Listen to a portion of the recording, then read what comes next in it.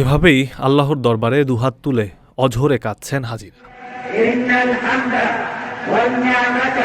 আজ বিশ্ব মুসলিমের মহাসম্মিলন পবিত্র হজের মূল দিন। লাব্বাইক আল্লাহুম্মা লাব্বাইক ধ্বনি প্রতিধ্বনিতে মুখরিত পবিত্র আরাফাতের ময়দান। ইসলামের পঞ্চস্তম্ভের অন্যতম এই ফরজ ইবাদত পালনে হাজিরা আরাফার ময়দানে অবস্থান করে আল্লাহর কাছে ক্ষমা, রহমত ও আত্মশুদ্ধির জন্য প্রার্থনায় মগ্ন রয়েছেন। আর সকাল থেকেই আরাফার আদিগন্ত মরু প্রান্তর এক অলৌকিক পুণ্যময় শুভ্রতায় ভরে উঠেছে। সফেদ শুভ্র দুইখণ্ড কাপড়ের এহরাম পরিহিত হাজিদের অবস্থানে সাদা আর সাদা একাকার।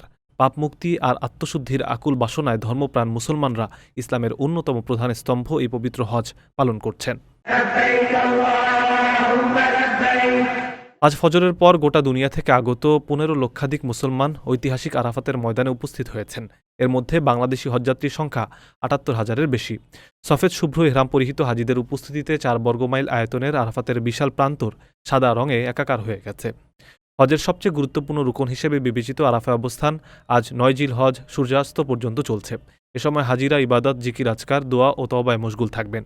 একই সঙ্গে হজের খুতবা শ্রবণ করবেন এবং জোহর ও আসরের নামাজ একই সঙ্গে আদায় করবেন। এবছর আরাফাতের মসজিদে নামিরায় হজের খুতবা প্রদান করবেন মদিনার মসজিদে নববীর ইমাম ও খতিব শেখ আলী বিন আব্দুর রহমান আল হুজাইফি। সৌদি কর্তৃপক্ষ জানিয়েছে বিশ্বের 50টি ভাষায় হজের খুতবার অনুবাদ সম্প্রচার করা হবে। প্রবাসীদের জন্য নির্মাণ হচ্ছে দেশের প্রথম স্মার্ট সিটি, যেখানে থাকছে স্কুল, মসজিদ, হাসপাতাল, সুইমিং পুল, হেলিপ্যাড, পাঠাগার, জিম, সুপারমার্কেট, শিশু পার্ক সহ সকল নাগরিক সুবিধা। মাত্র 30 লাখ টাকা বিনিয়োগে মিলছে আকর্ষণীয় ফ্ল্যাট। প্লাটিনাম ইনভেস্টরদের জন্য ঢাকা বিমানবন্দরে ভিআইপি প্রোটোকল সুবিধা। বিস্তারিত জানতে যোগাযোগ করুন স্ক্রিনে দেয়া হোয়াটসঅ্যাপ অথবা ইমো নাম্বারে।